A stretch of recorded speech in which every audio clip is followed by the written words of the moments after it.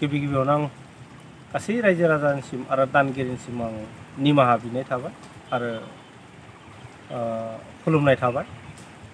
मानो होनबा दिनै जोङो मास मोनसेनि आवगायनिफ्राय जोङो लाहार फाहार खालामदोंमोन। दिनै जे लास्ट बैसाग, बे बैसागआव जों नाग्रिजुलि ओनसोल हिसाबै नाग्रिजुलियाव बर'फोर हिसाबै जोङो मोनसे 17थि रंजालि बैसागो फोरबो फालियो, बोसोरफ्रोमबो फालिबोयोमोन।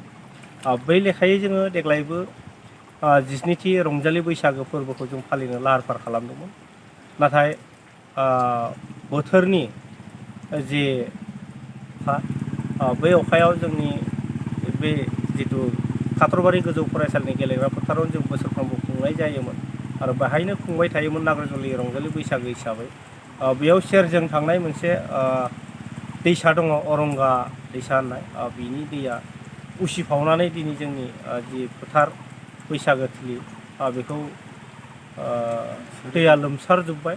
बेनि थाखाय जोङो आरो अखायाबो गोबाङै हाबाय थानाय लेखायै जोङो दिनैनि जि हाबाफारि 17थि रंजालि बैसागो बे नाग्रिजुलि आन्चलिक दखरा दुलाराय बर' फरायसा आरो नाग्रिजुलि आन्चलिक हारिमु आफादनि दैदेननायाव जों बानजाय आफाद महरै दिनै मासिगिरि हिसाबै जोङो खुंनायनि लाहार फाहार थि जाखाजोब्बायमोन।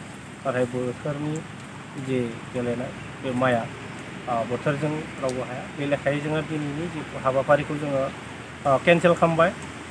केन्सेल खालामनानै जोङो बे बोथोरा फैबाय थानाय समाव बे साननैसोनि गेजेरावनो जों बोथोरखौ नायनानै फिन बे हाबाफारिखौ जों खुंफुंगोन होननानै जोंनि ओनसोलनि आरो दानगिरि जोंनि दैदेनगिरिफोरखौ जों आलासि महरैबो हांख्रायदोंमोन, महरगिरिफोरखौ हांख्रायदोंमोन।